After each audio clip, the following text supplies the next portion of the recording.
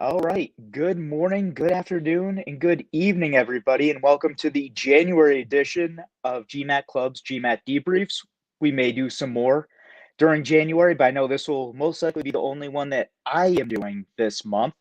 For those of you who don't know me, my name is Evan, or as you know me on the forum, hopefully as Nightblade354. If you don't know me by those names, join the forum. Happy to have you. Today we are joined by Nathan. Nathan is an incredibly high scorer. He took the test 3 different times. I don't know why you want to put yourself through that misery, but he did. And we are here to explore all the reasons why he decided to do so. Nathan, I see you keep muting yourself. You don't have to mute yourself. Stay unmuted. This is all about you. This isn't about me. For those of you who are joining on the right-hand side, I've added a couple of comments. We are doing a Masters Spotlight. Some of you may have joined the MBA Spotlight, so please take a look at that. I've also posted Nathan's GMAT Club user profile. It is a great profile with a great debrief. If you haven't read it, I highly recommend you do after this video. I know I will. I haven't read it yet. And that adds to the fun of this, because whatever he tells me is brand new to me, except for the name that we used for this YouTube video, which I kept misreading as sleepwalking and meditation, and not sleeping and walking meditation. So for anyone who's confused by that, you weren't the only one. But really fast. So let's see. So this is our January. I probably won't do another one of these until late February, which means that we're probably going to skip Valentine's Day, unfortunately. So we're going to make this our Valentine's Day broadcast as well. Nathan, I think that's coming up in 3 weeks. Any special plans for you? I think I'm going to plan a hike with a few friends just to be in nature, but nothing else other than that. Very nice. See, first question off the bat, ladies and gentlemen. This isn't GMAT Club related. No. This is Valentine's Day related. And ladies, do keep in mind, he said a hike. Something tells me that this gentleman is single. He has a great score. He's going to a great school. He got a great scholarship on top of that, and he's not bad looking. So if anybody wants to stalk him or get his phone number, go to gmatclub.com, go on his profile, and send him a message. See, Nathan, how's that for a shout out? Love it. Thank you. And also, really fast before we dive into questions, again, this has sort of been a long rant. Nathan is going to become a tutor. So if you like what he has to say and you like what you're hearing, feel free to reach out to him over his profile as well. So there we go. How's that for a shout out? But Nathan, I've done enough talking, so why don't you introduce yourself, and then we can get rolling with some of the really difficult questions and sort of the less embarrassing questions. Yep. Thank you, Evan. So welcome everyone to our conversation. As Evan said, I'm Nathan, and right now I am 2 years out of school, clearly working full-time in a consulting job. And I took the GMAT 3 times over 4 calendar years, actually. So 2018, 2019, 2020, and 2021. And my last attempt was actually January 2nd, 2021. And I got a score of 760, which I'm very happy about. And if you haven't been able to tell, I'm pretty extroverted. I love smiling. I love having fun. And this is all about trying to help you guys about what I can share that will save you some pain, some sleepless nights, and hopefully achieve your target GMAT score. Well, Nathan, that's awesome. I know GMAC is going to be very upset hearing that. The whole reason they were created was to create pain and suffering. So that's unfortunate. Do you want to tell the folks which school you're planning on attending? Yeah, so I applied and got admitted to University of Virginia Darden School of Business, and I will attend Darden in a indeterminate time because it's actually a deferred admission program, so I haven't decided on when I'm attending yet. That's awesome. And for folks on the call who don't know, Darden is one of the hardest schools in the country to get into. It's a very prestigious institution. And Nathan should be very proud of himself, as we on GMAT Club are, because let's face it, we're going to take 80% of the credit here and say that without us, he doesn't get in. So, That's with true. that said, no, you got to fight me on that. Oh, come on. With that said, I guess I want to start by asking you why you decided to go and take the GMAT. I know it's because you wanted to go to business school, but what made you want to go to business school in the first place? Yeah. So I told you guys that I graduated from school about 2 years ago, and I knew I wanted to do consulting since about sophomore year of college. So, and then I did an internship in consulting, and of course, as people said, it's MBA is a great way to grow and learn diverse skill sets. So I developed my interest in MBA very early on, since about senior year of college. And that was how I decided, okay, so I looked up what do I need to do. And the first thing, and probably the last step for many people, which is the GMAT. A lot of people would just stop at the GMAT and never even apply, because I do have friends who started with me. We went to a few admission events together, and they told me, Nathan, I'm gonna study with you, and then they never did. They just never applied because they Oh, couldn't finish the GMAT preparation process. But for me, that was consulting, which is I'm in now, is really the starting point for why I got interested in MBA and the GMAT.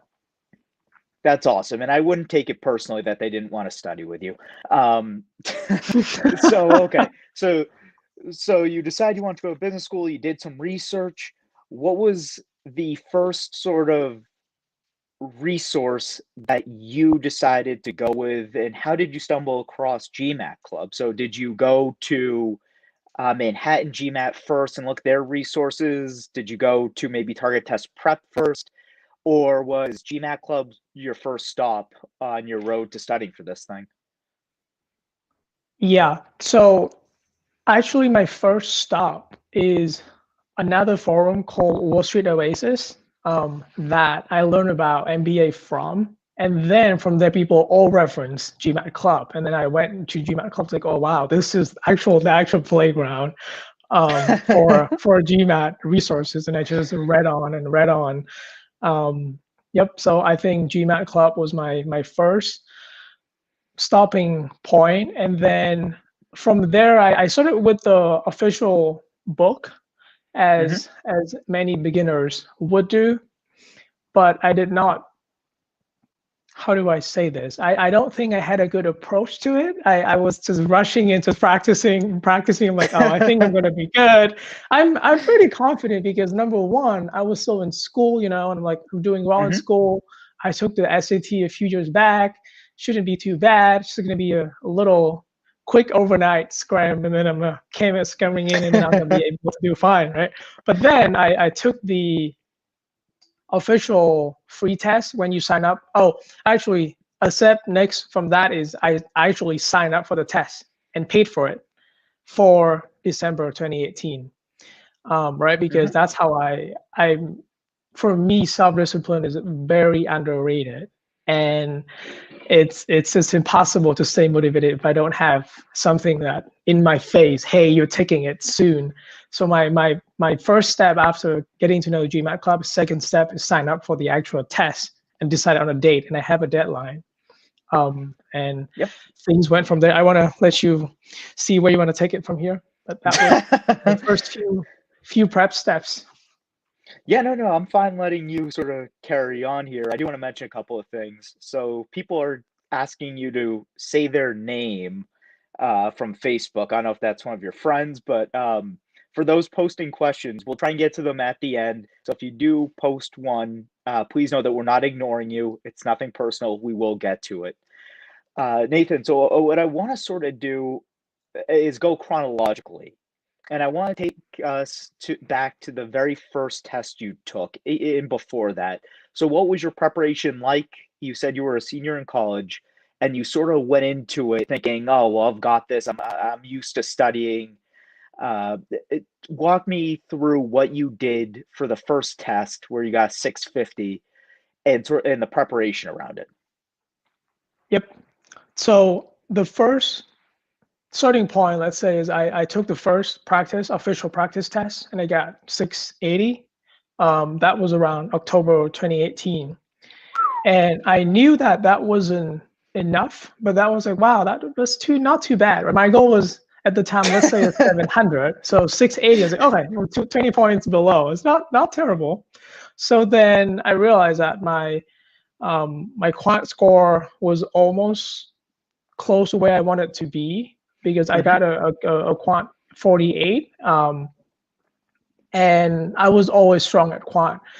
So I started to look into quant and did some preparation there, and then I also spent some time with verbal as well. But the moment I started to look into verbal, I was like, holy moly, this is so hard. When I actually do the prep, especially to me, the critical reasoning is just so tricky, right? So then I'm so glad you brought that up. Please. So I did some practices. So the time that I had was about, I spent from anywhere from 6 to 9 hours a week for about 8 weeks, from October until December 1st was when I took the test.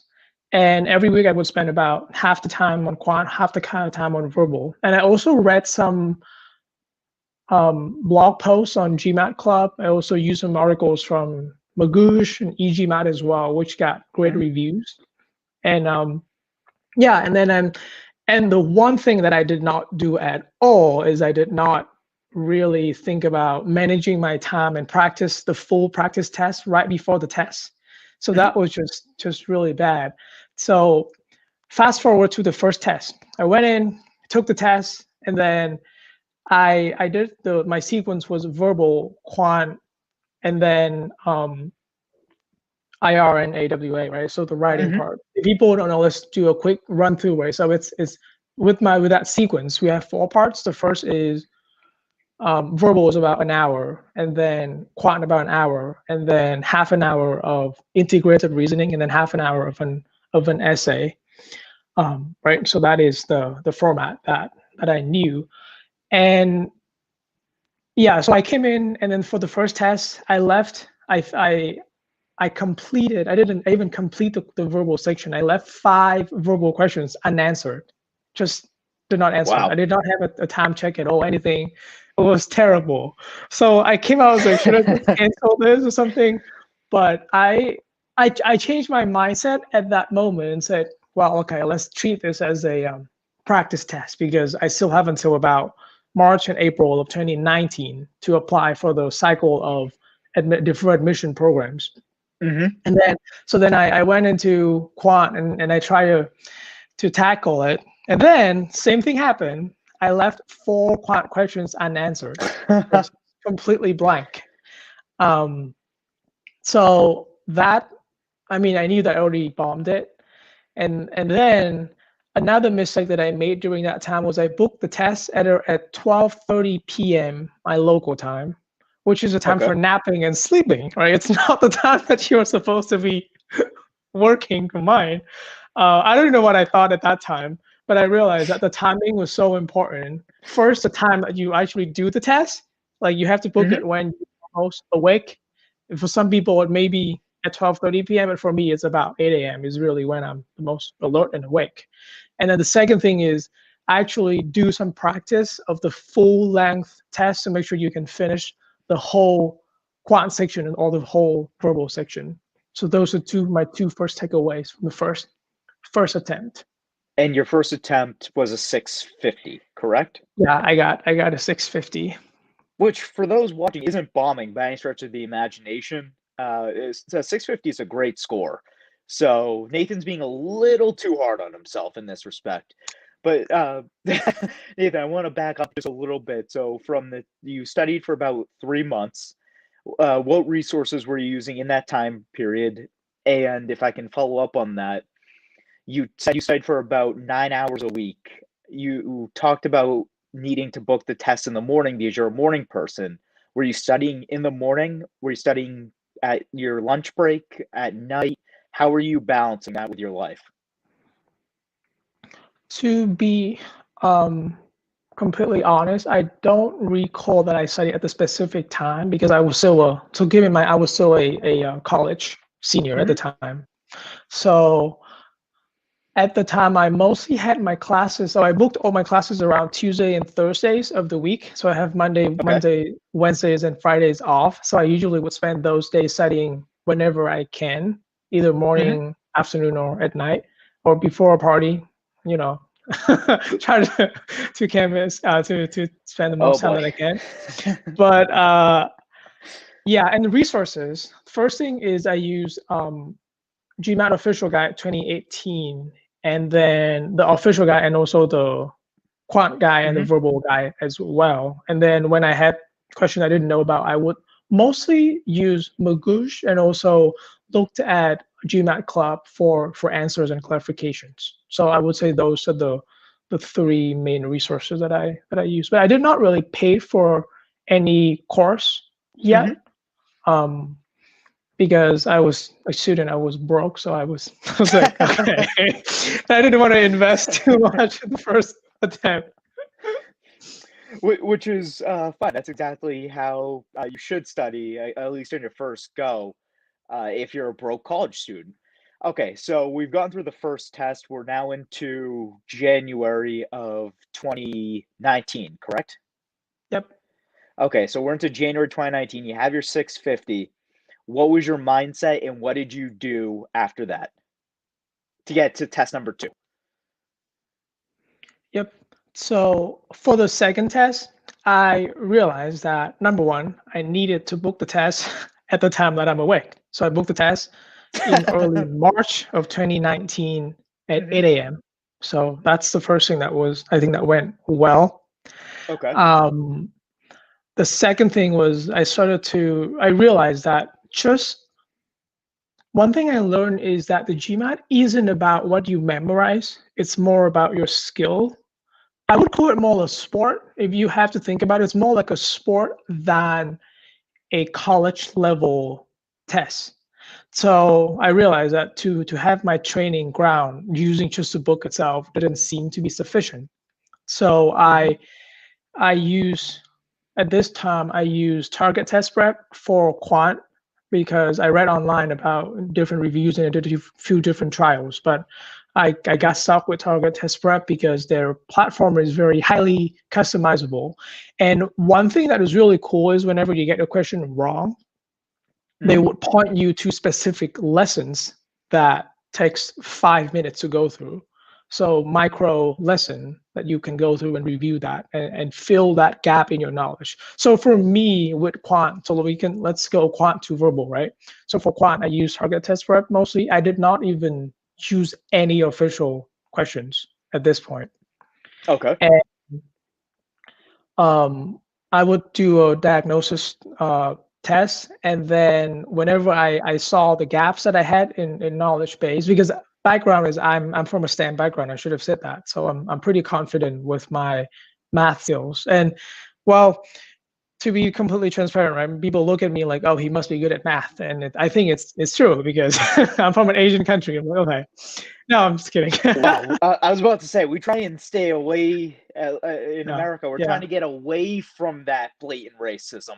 My goodness. Yeah, no, but a lot of friends. I mean, I'm just being transparent that people do think like that, and there's some stereotype about it. But so joking aside, though, so realistically, I'm confident about my math. So I think I have the background, and I mostly use Target Test Prep to fill the gaps that I had. And for this round, I also study for about average out 8 to 9 hours a week for another 8 weeks. And so I spent a lot of time in quant actually. So for context, I log every single hour that I study, and I study for a total of about 90 hours, like 80, actually it's 80 hours. And 60% of my time was on quant and only about 40% was on verbal, right? So we can start there. So quant, I spent a lot of time on target test prep, practicing and reviewing, and I would bookmark question I got wrong to make sure I come back and review them, because the reality for me is I'm not that great of a person that can retain everything I learned the first time. Let's say I do a question wrong, then I leave it for 2 weeks and come back to let's say 20 of those questions, I may be getting 70% right. So I'm losing 30% of the knowledge just within 2 weeks. That's just my personal stats. And I don't think that most people can retain 100% of what they learn after the first time. So I think that would be a good tip. And yep, and I think the platform is great and I like it. Then for verbal, as I said, I would spend about 40% of my time, which came out to about 30 hours on verbal. And this time I used eGMAT. I purchased the course and I did it, but I ended up not spending too much time on prepping for verbal. So it might be because I spend a lot more time on quant. So, but for verbal, I think I realized there's a few things. One is on reading comprehension. I changed my approach from reading one paragraph and try to answer the question to reading the whole thing to understand the whole thing, and then I go to the questions. So that's the first thing. Then for sentence correction, I changed my mindset from looking at it as a grammar test to really understanding what the sentence is all about. So really based more on the meaning of it. And I think those two things help. And critical reasoning, I didn't do really well. So nothing good insight from there.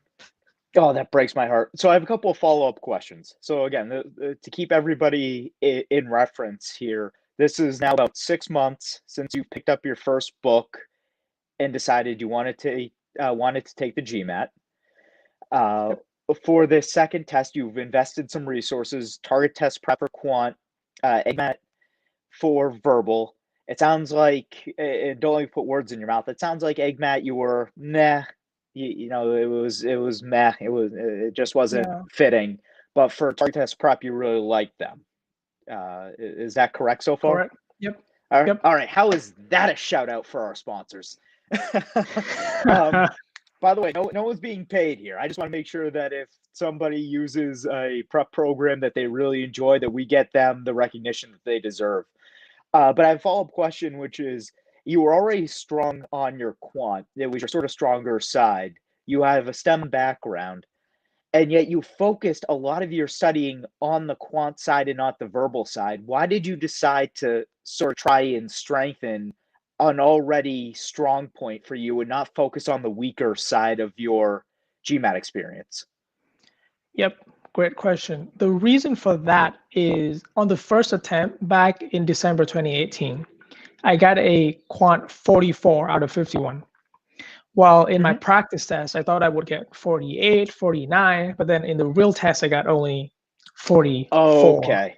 So I saw that I think I could easily get from 44 to 49 or 50 in the second attempt. That was my goal. I was like, okay, where can I get the most improvement? Because to be honest, I was clueless on verbal. I was like, how am I going to improve this? This is so hard. There's so much to do. So that was the reason behind why I focused more on quant, because I was like, I really need to get this quant up. I just can't accept. I can't tell my parents that I get a best score on math. They will not accept it. But all right. So you focused on quant, and rightfully so, based on the end result. Had you started to do the long walks, the meditation, and the sleep yet, or was that in the third part of your preparation? The second part, I think, for the second test, I started to do more meditations, but not meditations about the test, but meditations to escape the test, if that makes sense. So I did a lot of meditation in the morning just to relax, meditation at night just to relax. And I tried to not think about the test at all because the test was so stressful.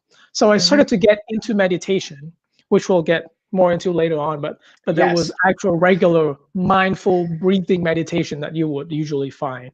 But the meditation that Evan is referring to is something slightly different that we can talk more about later. And we will, I promise, because that's why people joined. It's not for me.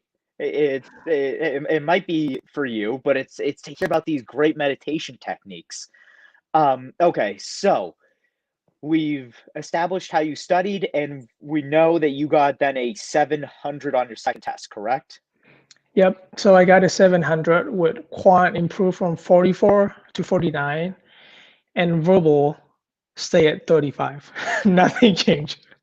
Okay, but that's not a bad score. Like a 700 for everyone listening is what a lot of students shoot for, because a 700 is when you start to look at the top 20, top 15, top 10, and that's when that's sort of the score that they set as their threshold. Yep. And not to dissuade anybody. If you have a 650, I've seen people with 650s get into Northwestern. So it happens, but 700 is usually what people like to shoot for. So you got a great score, you got your target score, you got 700, you're rocking and rolling. Tell me then, because now we're in 2019, and I know you said you took the test in 2021. What the heck? I mean, you get your score, you apply to your schools, you get into schools, and I don't want to put words in your mouth, but I want to hear that process. But just from a broad 3 mile up point of view here, you got into schools, you got a scholarship, and you said, you know what, I just want to be a sadist. I like pain. I want to study for this test again. I really want to make sure that my life is miserable. So walk me through this, because it doesn't make sense to me. Yep, definitely.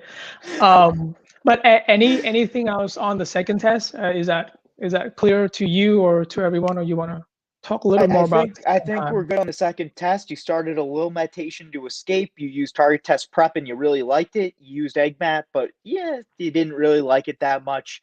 And you started, if I'm not mistaken, you started practicing questions, not necessarily for memorization, but based on principle and based on the actual strategy around it.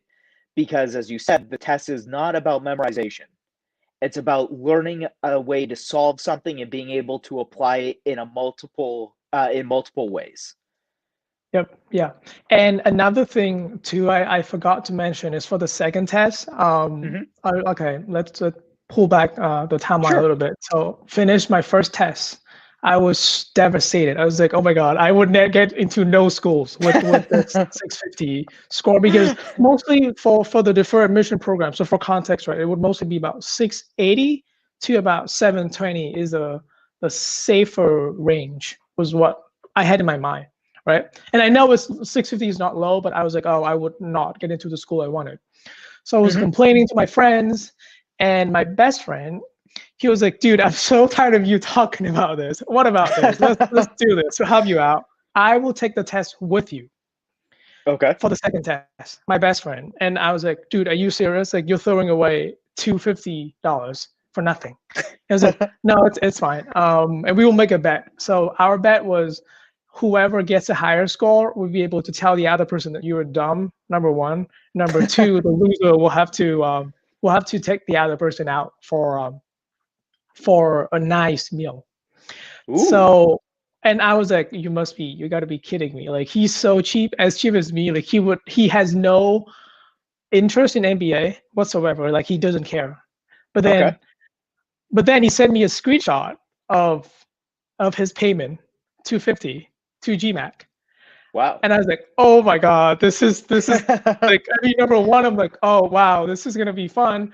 But number two, it's like, this is stressful now, because we love competing together, me and my best friend. So I think part of the reason I was able to study well for the second test was because my best friend was with me, and he went with me to the test center. Wow. Okay. And so I think that was another motivation factor for me that I should have mentioned that really helped me out. And the result was, my best friend, he studied for about 15 minutes, the total preparation time before the test, the night before. And then the following day he came with me, and then like wearing shorts. He didn't even wear like actual casual clothes, but just too casual to be true. And he came out like half an hour early, he got a 720. So that Wow. that was very painful for me. I mean, I got to eat a nice meal. We went to a Korean barbecue place, and I paid for him, and he got to tell me that I'm dumb, all that fun stuff. But yep. Okay, I would feel remiss if I did not say to everyone listening that there are people in this world who can study for the GMAT, the LSAT, the GRE, MCATs, you name it. They can study for 10 minutes and get a 98th, 97th, 99th percentile score. Do not let that defeat you, because 99.999% of people in this world are not that. I am not that. Nathan is not that, as you've seen. Vinayak, who I debriefed a couple of months ago, spent 2+ years studying for the test to get his score. Do not let that defeat you, please. But so Nathan, you lost. Your friend is smarter than you are, but we all need friends like that. His motivation, it sounds like, really powered you or empowered you to get to at least the quote unquote finish line of getting a 700 to really put the hammer to the metal and really make sure that you take it seriously and not let sort of your self-defeating attitude get to you. Do I have that correct? Yep. Yep, correct. So the takeaway here for everyone is, number one, you can tell me that I'm dumb. Number two, you are not dumb. Trust me, you are not dumb. Holy heck, you are not dumb. I mean, you got a perfect score on your SATs. You're not dumb. But thank you. All kidding aside, the second thing, the real takeaway is, make sure you have a friend or someone next to you that encourage you, and maybe it can be a life partner, a teacher, a friend, someone that really helps you through the process, because the GMAT by itself is painful enough that if you go alone, it's too bad, too miserable. Don't do that. So really make sure that you have someone next to you to help you out. And for me, it was really a friend that just wanted to help me. And I owe him my life? I don't know, maybe, I don't know, but he really helped me to get my 700. That's awesome. And ladies and gentlemen, again, to go full circle here, Valentine's Day is right around the corner. So maybe your pitch to somebody on Tinder or on Bumble is, be my GMAT study buddy. How perfect is that? Yep. Have a nice dinner, buy them some roses, buy them a GMAT Club test. Romance is in the air with that stuff. So perfect. Yep. But anyways, so that's a fantastic story. And again, becoming a little more serious here, leverage, if you have your parents, leverage them. They can be a really good resource. I know I leaned on mine to a certain extent through not only my GMAT studies, but my LSAT studies. Don't be afraid to partner up. As Nathan said, it helps a lot. It really does. But Nathan, so that wraps up test number 2, if I'm not mistaken. Or do you have anything else you'd like to add to it? I mean, a shameful plug for GMAT Club is GMAT Club has I think has a post or form that you fill out to find study buddy, right? We do. We have a study buddy form. Yep. Good, so that's my last comment. But yeah, so the third test, right? I mean, what do you want me to go into on my third test? Yeah, please. Let's go to the third test. But again, I want to know why you decided. So once you got your 700, did you then decide to start writing your applications, or did you decide to do the applications and studying at the same time? Walk me through that timeline. Yep. So when I got my 700, it was early March, and most deadlines for the programs that I applied to was early April. Okay. And for background, I am a slow thinker and a slow doer. Like, for real. Like, I mean, compared to a lot of people around me, I'm pretty slow. So you would never hear me do anything in 2 weeks and I'll finish it spectacular. That's not going to happen. So knowing myself, I realized that, okay, I need the time to prepare for my application, right? Mm-hmm. So actually from early 2019, since January, February, and March, I already talked to my professors and supervisors at school to say, hey, I want to apply to MBA. I got a score that is is hard to get me into the school, but I would love your help to get it to recommend me for write me my letters of recommendation. So I've been building that relationship with my professors, and then spent some time thinking about my essay.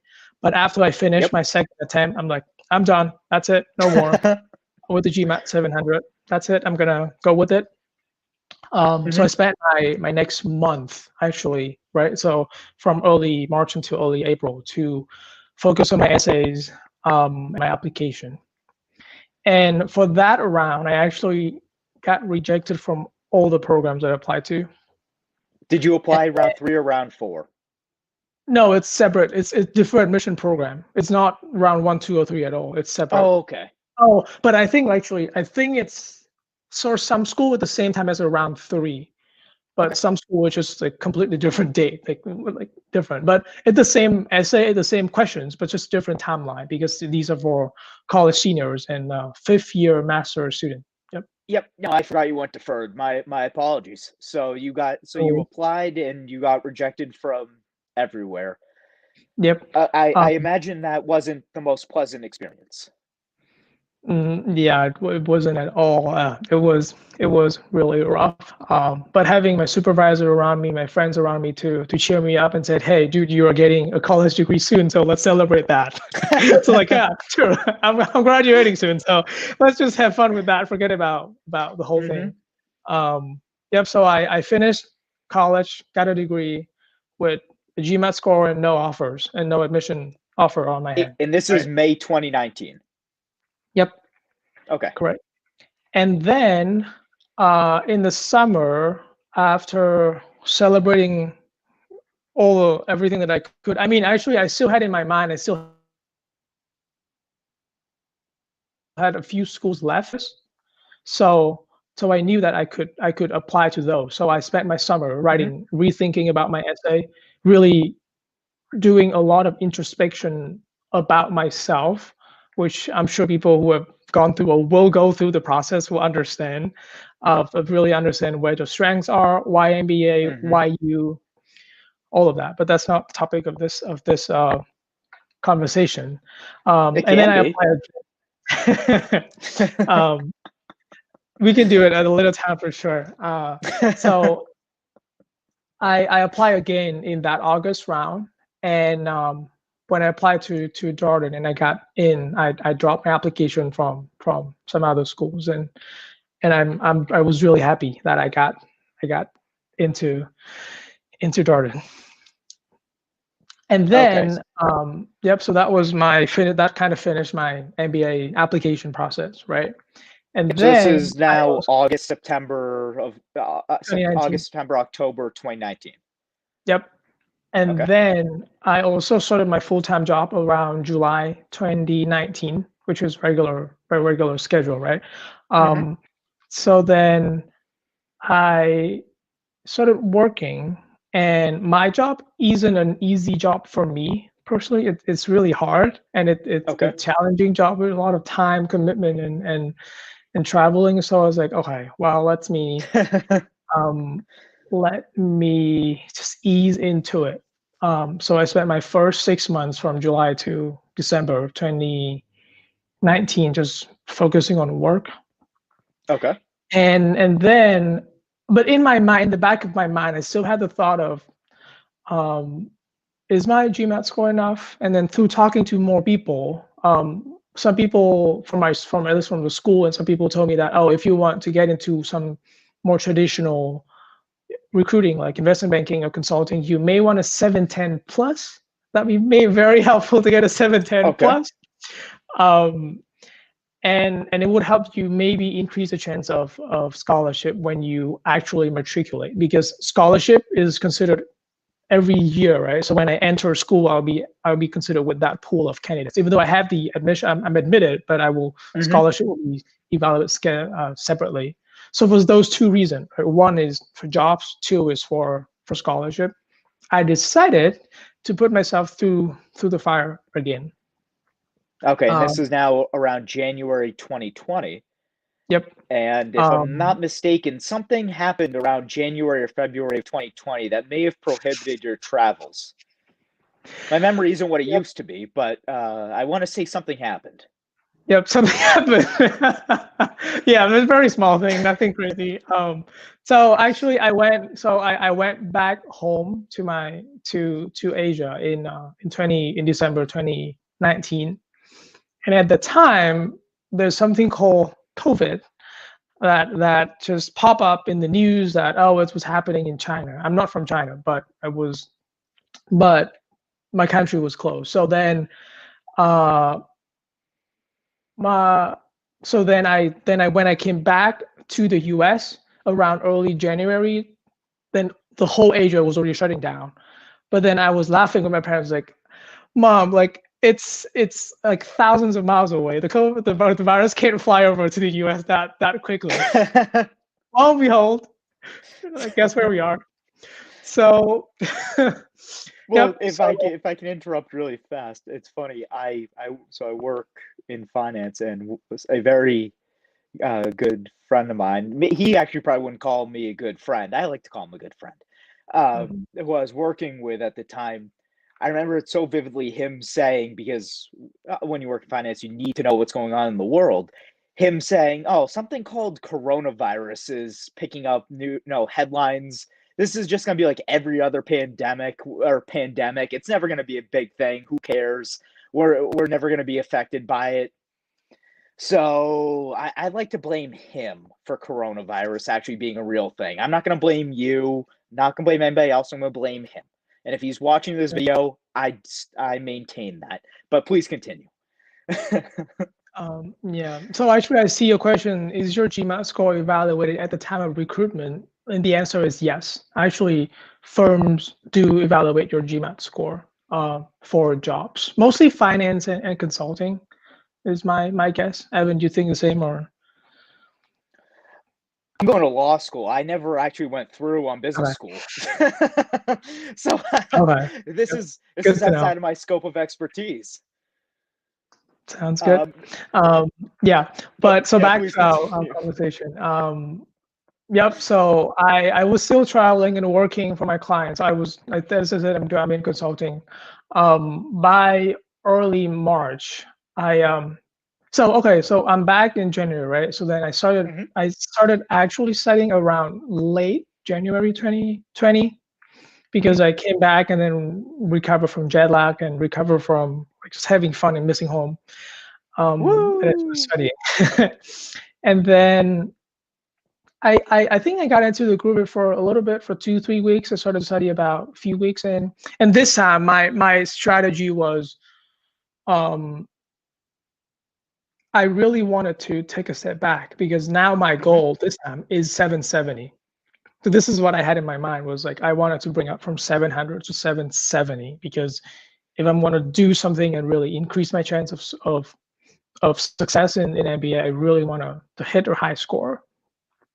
So with Mhm. that, I realized I have to approach it completely differently. I know that I know the sequence is really this is I mean not I know the sequence. I think the sequence is, as people say, is you really need to have a foundational knowledge base Mhm. first of number one, understand grammar rules. It's important. You need to know all of those because when you get to tricky like meaning-based question, is a lot of it about you always need to understand what is black and white versus what grammar rules like pronouns. Maybe there's some wiggle room there, but you need to understand that extended wiggle room, Mhm. right? So I took my time to really go through and study those and then spent time reading on Wall Street Journal, The Economist, to really understand the way of business writing and understand, as GMAT put it, non-technical but complicated passage. I don't know what that really means. It's non-technical, but it's so complicated. So what's the point? But so I spent a lot of my time on that. Was my strategy going in. But then, as Evan said, well, early March, I got on a new client and I was flying out to another city. And on my way back, I got an email from my firm saying, "Hello, we are shutting down all office work, all travel, like everything, just work from home, shut down." And my life just turned upside down, right? And me, I'm such an extrovert that No, I don't want to just see my coworkers through Zoom or through the video. I want to see people.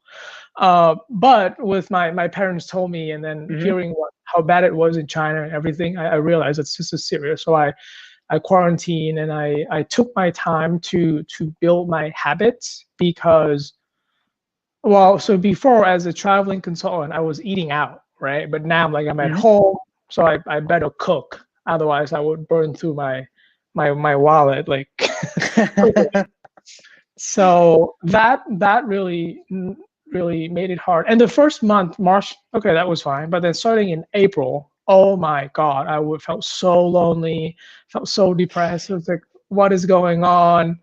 And I think that was when I realized that the US was in deep trouble. I'm not sure if everyone realized, agree with me at that point, but for me personally, I realized that, wow, this is pretty bad. So it took me a month, and I just stopped studying. I was like, okay, like, I surrender. I'm just gonna try to focus my time on living. Like, it sounds so crazy, but focusing my time on eating and sleeping and working and not feeling depressed. So I did not. I took a break in April. Did not study at all. And for this third test, at first I was like, okay, people said about 6 months, so I was thinking about maybe May or June to retake the test, right? So I signed up around, I think, like late May or something. And then COVID happened, and I was like, okay, I'm going to push it back. So I kept pushing back, and I pushed back until January 2021. So that was first, that's the goalpost, is January 2021. And then it dragged out to be a 12-month prep process. Yeah, for me. But so what did you do differently between your second test and your third test? Again, recapping a little bit. Your second test, TTP, which you liked, GMAT, which you didn't really like, and you focused more on the fundamentals. It sounds like for the third test, you really focused on fundamentals, and you weren't practicing questions necessarily until you had those fundamentals back. Were you using target test prep again? Were you using GMAT again? What were the resources, and sort of what was that study process like, given that you probably had a lot more free time to be able to commit to this? Yep. So for the third test, right? So actually on the prepping process, I spent the first solid few months, even just really going through. I went through the Bible CR. Wait, let me remember the name. CR Bible. Power Score Critical Reasoning Bible. Yeah, Power Score. You know, Nathan, actually, before we move on here, I'm not hearing that you used my guide, my critical reasoning guide. And I have to say, every person I've spoken to, with the exception of one on these debriefs, has not used my critical reasoning guide. And it's sort of making me look like a fraud here. You need to go to marketing school and need to find a marketing person to help you out on that. I'm just saying, on the forum, I pump this thing up anytime I'm in the general chat. Hey guys, make sure you use this. Make sure you use my guides. They're so great. They're so wonderful. All the high scores I have on these debriefs, never use it. This doesn't look good. Yep. I feel you, man. Personally, I'm going to assume you just never saw it. You didn't know it was there. You didn't want to see it, and that's okay. But so Critical Reasoning Bible, A+, that is one of the best resources you can use for critical reasoning improvement. So please continue. Sorry to sidetrack you there. Yeah, no problem. So actually, for this one, let's go back first on my fundamental strategy, right? Go deep in fundamentals. But then with my prior test, I already got a quant 49, so I was pretty happy with it. But I was very unhappy with verbal, and I knew that if I wanted 770, I needed to really improve my verbal, right? So I spent most of my time, if not all of my time. Let me see. Actually, so in the end, I spent 70% of my time on verbal for the third test. Strengthening your weakness. Yep. This time is really about strengthening my weakness. And then I went through and tried to find the perfect prep platform, but I couldn't find one that really fit me. Doesn't exist. Nothing Trust me. against nothing against the existing platforms. I think they are great options, but none of them really fit me. So I went through and understand the fundamental. Took some time to go through the CR Bible, right? And then reading multiple articles on. I use GMAT Club as my textbook, to be honest, because all the experts are on GMAT Club.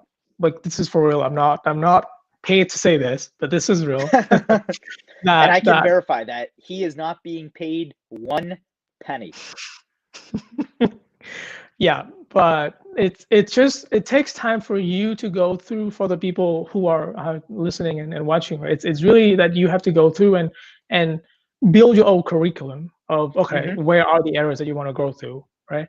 So then for verbal, we can start with sentence. So critical reasoning, my key thing there is I went through the Bible, and then I changed my approach from reading the stem first to reading the question first.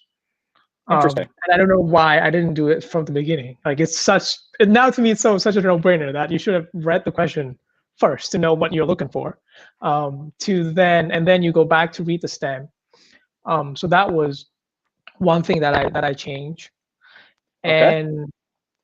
And then I go through each type of question, pretty much typical process for CR. And then for sentence correction, I define my sequence of going through. So for me, it's subject verb agreement. Second is verb tense, and then third is parallelism, and then fourth is pronouns, and then last would be fourth is modifiers, and part of modifiers, the fifth part is pronouns. So though as I go through each of those units and try to do practice official questions to really understand. And a few key changes here. Number one, I review each question very deeply. Like, I go through it and really analyze not just the one I got wrong, but each answer choice. And also I try to, there were times before, and I think some people may relate to this, as you read the explanation from the actual official guide and it makes no sense to you. And your first reaction is, it's so confusing. Why do you say that? And you go on GMAT Club and it makes all the sense in the world, because on GMAT Club, people explain a very easy to understand term. But that was where I would encourage people to actually dig deeper into the actual explanation in the official guide to understand how they think. Like, they're exposing their thinking to you. But I was like, this is so confusing. Let me just skip it. But then I spent more time actually analyzing the actual book, like reading it, not the book, the guide. Yeah, I mean the book. To like, why did they say that? Like, how is that connecting A to B to C? And I spent so much time just going to that. Number one. Number two is that I bookmark question and I practice multiple times per question. There were questions that I would practice 3 to 4 times, which I think would probably is really rare to people. Most people would go through each question once or twice. No, yeah, once or maybe twice max. But I really went through them thoroughly, and multiple times. And number 3 was one thing that so this was inspired by a guy by the name of Tim Ferriss that whom I'm a great fan of. So one of his question when you get stuck is, what if I do the opposite to conventional wisdom? So to me, what is a conventional wisdom, right? Is that so I was following conventional wisdom to build my knowledge base and then do practice questions. But then in the part about doing practice questions, the conventional wisdom is practice from easy to medium to hard, right? That is the proper sequence. But then I was like, let me just do the freaking opposite.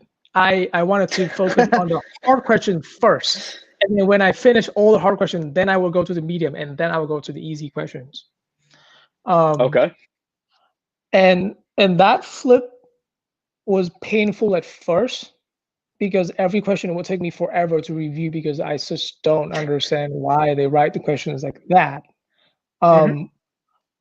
But as it turns out, it works well for me, because when you, especially with verbal, when you already understand the really tough part, then you really understand the intricacies of different components, because one of the things they do is they mix a lot of different knowledge units together in one question, right? For the tough question. And when you can identify them, then in an easier question where it's only, let's say, not mixing 5 different units of knowledge, but maybe only 2 or 3, then you can figure them out. Does that Okay, make interesting. sense to you for verbal? It does. And everybody's a little bit different. So my view and opinions on it probably are going to vary a little bit from those of GMAT Ninjas, who's the actual authority on anything verbal, to Bunel, to Generis, so on and so forth. So it sounds like you have a strategy that worked for you, and that is something that students on the GMAT have to understand. What works for Nathan may not work for Evan, may not work for anybody else. You have to find your study habits. You have to figure out what works best for you. But Nathan, you found what worked for you clearly, given your incredible score, and that's all that matters. Thank you. I mean, it's just options, right? It's just options of tools you can deploy, right? It's Yes. whatever you want. I think that's a good point, that something that works for me may not work for other people. I know there are people who just love to read top down and don't read questions first, and that is completely okay. I happen to be one of them. Yep. And then so some other things that I think we can touch on too is on, so reading comprehension for me is I can fall between taking notes or not taking notes. And again, this is personal preference, but for me it was taking very few notes and mostly learning to train my brain to try to not memorize, but internalize the core points. Because many of the GMAT questions is on structure of the passage and not really on the actual details. So like when you write out, let's say A and B, it's not about A and B, it's about the hidden bridge between A and B that they're asking for. So writing notes to me doesn't help. Okay, and what did you use to improve your reading comprehension? Was that Power Scores book, or was it more just reading the Wall Street Journal and the New York Times and stuff like that? No, this is mostly I practice just official hard questions, as I said. So I spent virtually all of my time on, like literally all my time until the end, practicing hard questions from critical reasoning, reading comprehension, and sentence correction. That consumed virtually all my time. Cool. So self-studying is what got it, outside of CR, is what built up your fundamentals enough to be able to then take your verbal to the next level and get to that 760. Do I have that correct? That is one component of it. What was the other component? And I'm hoping you're going to say what I want you to say. Yep. The other component is on the walking meditation that we talked through. Yeah, but I don't want to discount the fact that it was a lot of building fundamentals first, to really get you to a point where these other techniques that worked for me. So on the walking meditation, so this is inspired by Marty. What is his full name again? I was about to say, who is Marty? So Marty Murray, he's also a GMAT Club expert, and he's an expert on verbal. So to people who don't know him, he got an 800 on the GMAT, and which is just, I mean, unbelievable. Perfect score. Yep. By the way, do you know which prep company he works for? We want to make sure we get as many shout outs in here as we can. If now he works for Target Test Prep. Huh, isn't that funny? Another shout out for Target Test Prep. Maybe people watching this in the future, maybe they take the hint. But please continue. Yep. So I read Marty's article, and to him, what he was saying is, like, studying and building your fundamentals and understanding of the test could get you only so far. But if you really want to up it to the next level, you have to resolve your inner conflicts. of what actual patterns of behaviors that are going on within you that you don't even realize. So people listening, when I first read it, I was like, it doesn't make any sense. If it's already hidden, how do I know? Right? Like if it's, if it's a hidden pattern, like what the heck? Like how do I know it's hidden? The guy's playing pretend psychiatrist. Yeah, right. So his thing was he would sit down and meditate for a long time, just sit down and think about and reviewing mentally, not reading or not like just closing his eyes and visualizing as a process in his mind. But for me, what worked for me was I decided to go on walks. So I would call it walking meditations, where now compared to for the second test, I meditate to escape the test. But for the third one, I meditated to really dig and dive deeper into the test. So let me give you an example. So when I went on, I just shut off my computer and then went on a walk for 2 hours down the city. No music, no anything, just me and my mind, and let my mind wander and think about whatever pops up because there's just so much in my mind about the GMAT, right? But then I would try to visualize my own process of going through questions and going through different answer choice. And I realized, for one thing, I didn't realize before, I realized that I'm literally reading every single passage and question and answer choice twice. And I was like, wait, this makes no sense. Like, why am I literally doubling my time in this by reading twice? I'm trying to read fast to save time, but that caused me to read twice. And I never realized it because that's just like it's a split second moment thing, right? You just do it and just like and the review process takes that long. But then I realized that I always read twice and I knew I shouldn't do it, but I kept repeating that. So then I spent just it sounds crazy, but it sounds really time consuming. But for me, it took me like a lot long walks to just think through it of like, hey, why? And the tactic I would call it is the 5 why analysis. Just keep asking yourself 5 times until you really go down to the root level. And for me, I found out that number one, I read twice because I didn't catch it the first time. So why did I not catch it the first time? Because I read too fast. so let me slow down. But then like another question is like, why did I have that urge to try to keep going so fast?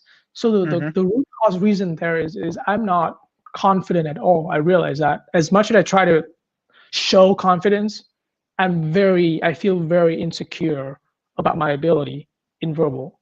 So that was really why I could not really believe that I could complete my understanding in only one read. So even when I understand something, I would still read that again. And that's just a waste of time. So that once I identify the root cause of really my self-confidence, I try to dig deeper and deeper, and then come back and really change that mindset of, it sounds so cheesy, but there are meditations specific for certain needs. So I did a meditation called self-compassion meditation of showing compassion and trusting yourself that, hey, you can actually do this. You can actually finish your understanding in one read. And so that is one thing. That's one example, but there are other examples like that in math too, where I would cut corners to the point where I think I already got to an optimal way to solve a solution, but then I try really hard to even cut corners more, like cut more to cut my time down to the point it hurt me more than it helped me. And I use my benchmark was the average time on target test prep. It has the average time of something. So then I would develop so many more shortcuts. So one example is when a question said, a person breaks a wire into 2 pieces, period. In my mind, my first thing was that, oh, they cut it in half. But no, like that was not what in the question. The question was cut in 2 pieces. And the reality was actually 70-30, but I immediately jumped to the conclusion half. It's like, what? This is ridiculous. It's unbelievable. And I went through the same process again to think about like why do I do something that's so strange and so inefficient? It's not that I'm not capable of doing the questions, but it was really the urge to find shortcuts that hurt me way more. Does that make some sense to you? It does, but what I want to sort of ask is, were you using a specific website to find all these different meditations, or were these things that you just found online? Oh yeah, so the first part of the thinking process is nothing special, just going on a walk and let your mind wander, right? In a It's not. quiet area, correct? I was in the city, but it's not During no COVID. crazy distraction. Yeah, so it's quiet. There was no real distraction. But it's really giving your mind space to see through it, because when you actually slow your mind down and quiet it down, then it can see through things that are more hidden per se when you Okay. are so caught up. So that's number one. Number two is a meditation that help with that kind of self-compassion. I use an app called Insight Timer. Interesting. But it's a free app, and you can find it online Hmm. for sure. But I think the key part though is identifying the root cause. And so give you one example for math. So like back to the example of cutting in half. I was like, oh, I Hmm. tried so hard to cut corners. But then I kept thinking, and then I realized that, oh, actually I was also not that confident in math. Like somehow the reason that I tried so hard to prove to myself and other people that I can do it well was because I wasn't that confident. And and somehow something popped into my mind, a comment from my 6th grade teacher who Wow. told me that you can never do math. And I mean, that was decades ago, like 10 plus years ago. And it popped in my mind when I walked on the city, right? When I was thinking about this particular GMAT question. And it popped into Hmm. my mind, and it's just so vivid. I was like, wow, okay, so this is probably why I feel so deeply insecure about my quantitative reasoning capability, because my teacher told me that. But the moment I realize it, Hmm. the hold it has on me just go away, because like now I'm aware of, oh, that is why, and I just kind of mentally detach myself from that and say that, hey, that might matter when I was in 6th grade, but right now it shouldn't matter. It shouldn't hurt me anymore. Um, Hmm. and that is what I think Marty refers to as resolving inner conflict, because there are conflicts and patterns that came to you because of external influence that you did not like. If you ask me, I would never realize, but I only realized that when I let my mind wander and quiet my mind down.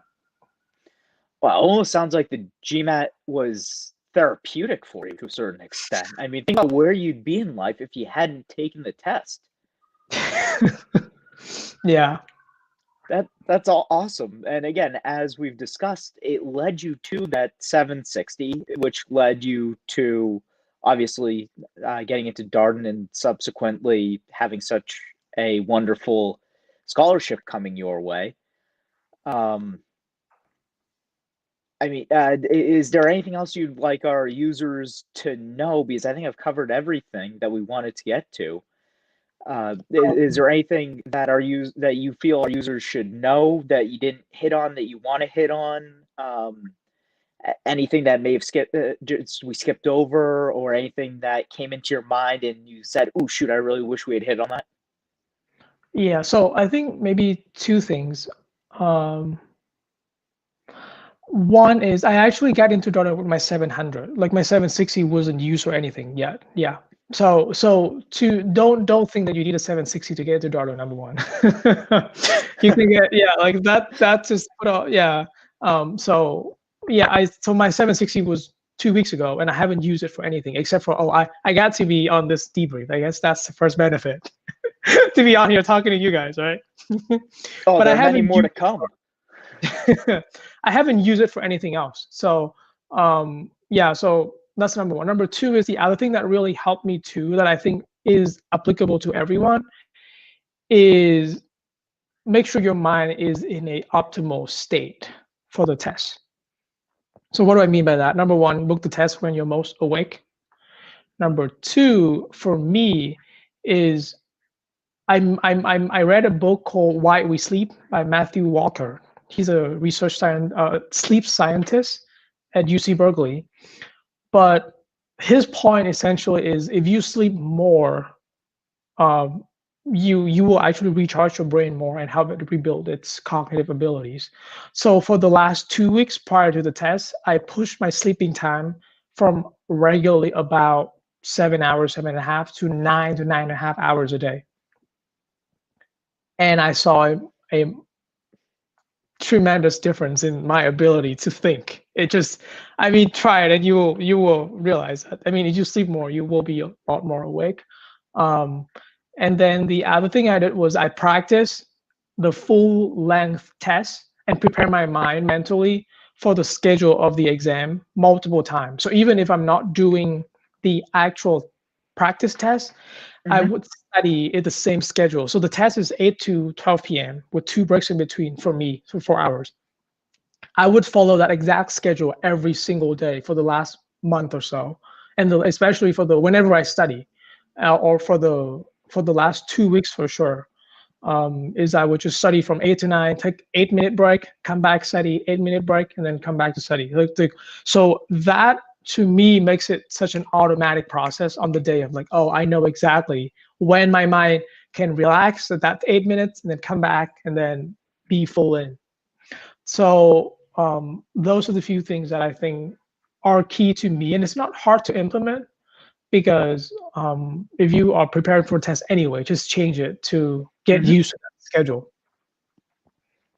That's incredibly smart. You were physically training your body to be in that time frame. So that is one of the smartest things you can do. And kudos to you. Again, it worked out. And by the way, you beat your friend's score. So I mean, that's another benefit you can take away from that. Even if it's petty bragging rights, I mean that's a big thing. I mean, on your deathbed, you can look at him and say, "I did better than you," and nobody can take that away from you. So Exactly. awesome. So how do you feel about, unless you have anything else you want to add, this has been just a wealth of knowledge that you've dumped on us. And frankly, most of our students should watch this video to help them prepare for this. If you don't have anything else to add, do you want to go through some YouTube questions? I know that our users have been lighting up the page here. Does that work? Yep, All definitely. right. So And yeah, as Evan said, I did a pretty detailed debrief on GMAT Club. If you wanna go on there and read it too. Yes. So here's our master's program, just spotlighting that. Please be sure to sign up if you're interested in doing a master's program or if you want to get to know schools better. And here is his profile. Go stalk him. So let's see. This guy wants you to say his name. I don't know who this is. Is this a friend of yours? I don't think I don't recognize the name. Is it SH? He said, "Hello, brother." So I thought he was a friend, but that's okay. So from I'm not even gonna try to pronounce his name. I'm sorry, I'm an ignorant American who can't pronounce names. He or she wants to know how to improve in quant. I think we covered that. Target test prep was the biggest thing, and then building your fundamentals. Do I have that correct? Yeah, I would agree because they break it down into very manageable units of knowledge that you can learn and practice. So a few things for quant I think is number one, practice questions multiple times. Don't just practice one because you only retain about 60 to 80% of what you learn. And for quant, that is very important to do that. And number two is even when you know all the rules, it's different because it's not doesn't mean that you will do well.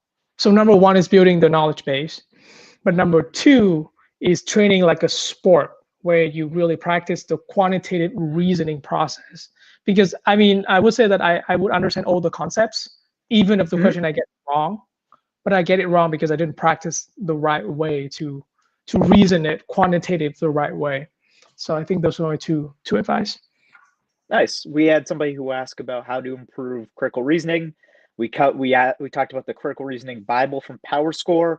We also talked about my guide, which is on gmatclub.com. It's on my profile, Nightblade 354, NIGHTBLADE, and then the numbers 354. You can find it there. Highly recommended, and I'm not biased in any way towards you using it. We have another user who's asking about how to deal with stress when you're running low on time.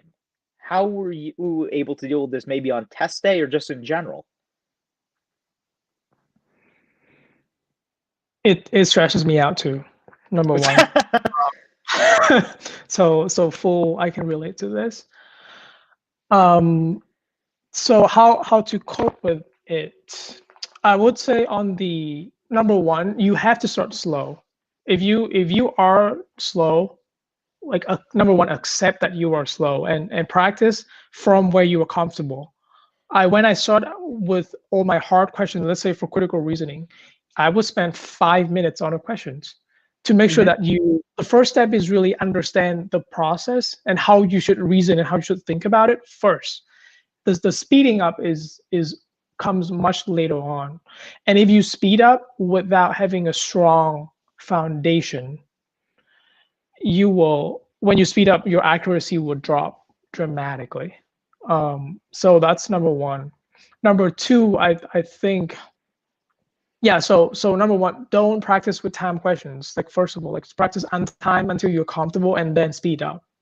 And then number two, on the real test, you would need to have time markers, right? For example, for verbal, it's for me it was by the 15 question. I should have, when I start the 15 question, I should have about 40 minutes left. And then when I start my 25th question, I should have about 25 minutes left.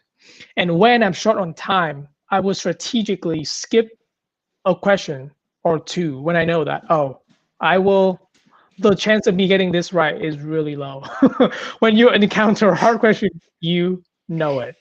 So those two things. So those are my two advice. One on the practice, and two is on the actual test. Great advice. And just to echo sort of that's great advice, here's a comment from one of our users. They think you are absolutely tremendous. So kudos to you. By the way, for those of you who are wondering why I'm turning, I'm on like 4 different computers right now, which is why I'm looking over here to go and bring up these questions, because I don't want to mess around with the computer over here, and I don't want to mess around with the computer over here. So in case anybody was wondering.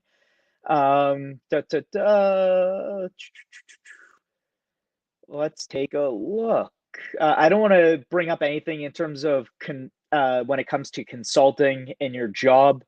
I don't want to get that too personal. And frankly, if people want to ask those questions, we do have consultants on the forum who can answer them for you. I don't want to put Nathan in that position.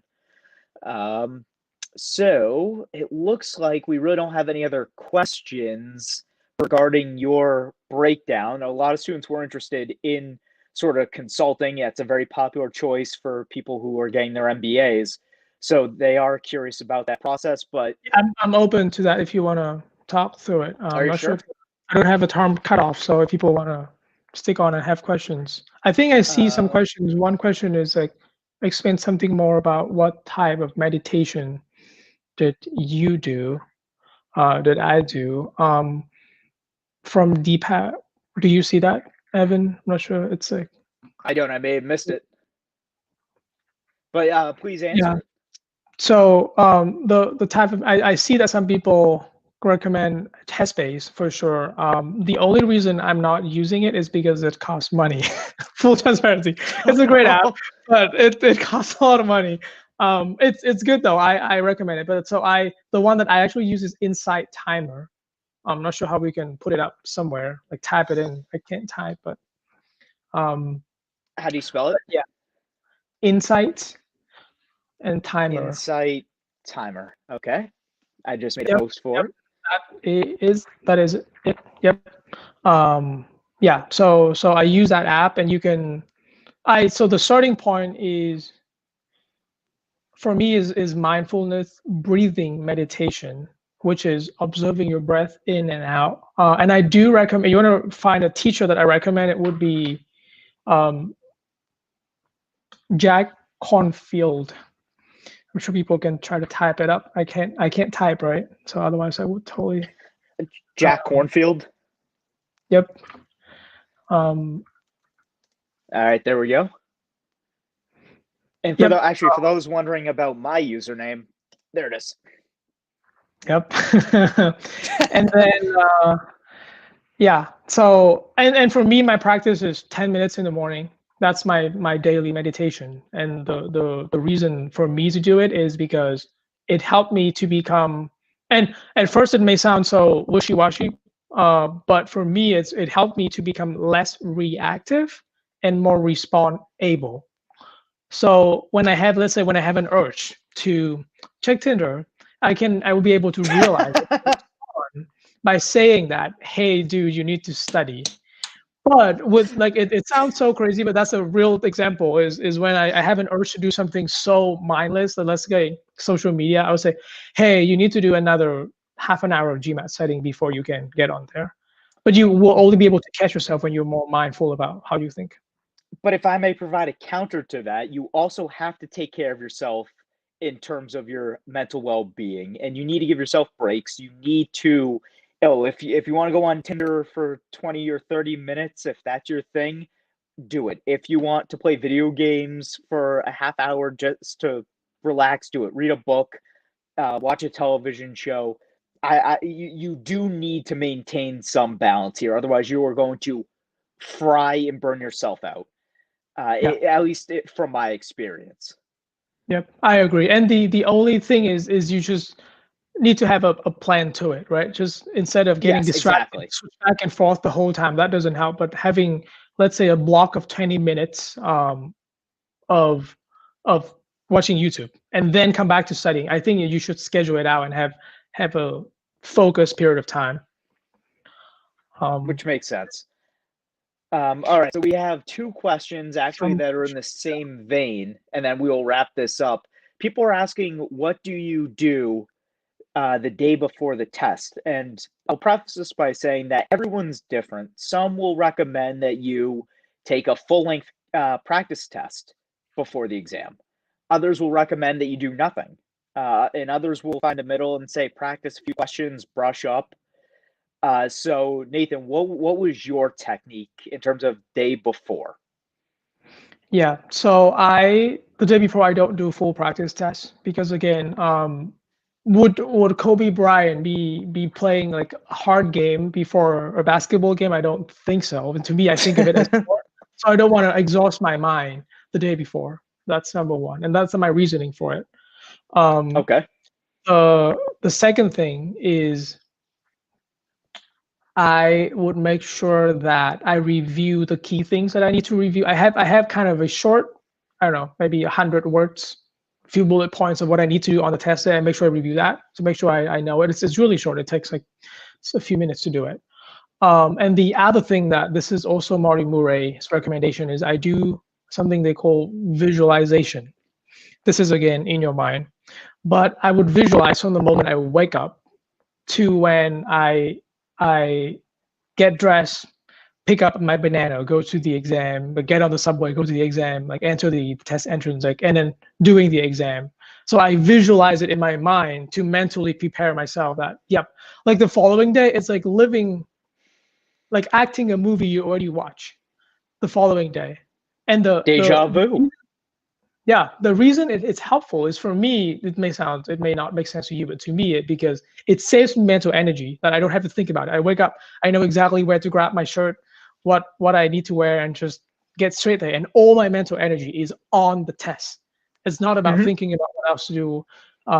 Some people who are famous about this, like Mark Zuckerberg, wearing the same shirt every day, so he doesn't have to make the decision. So that's where I get the inspiration from. But I visualize myself through the test to just to get myself more mentally prepared without actually doing it, because I'm sure you can read online about people visualize how they shoot the basketball And practice, so like two random group of people, like one actually practice and the other one just visualize it. The visualizing group actually does better. It's ridiculous, but I would recommend that. Sound advice. And actually, I have one last question before we go. Did you use only official CATs? Did you use only official practice tests, or did you use other companies? I have to use other companies because there's not enough of practice tests. So I use that's fine. Veritas Prep tests and then GMAT Club. Excellent. And just so everybody's aware, from a verbal standpoint, it's GMAT Club's not GMAT Clubs. I'm sorry, I can't speak for everybody.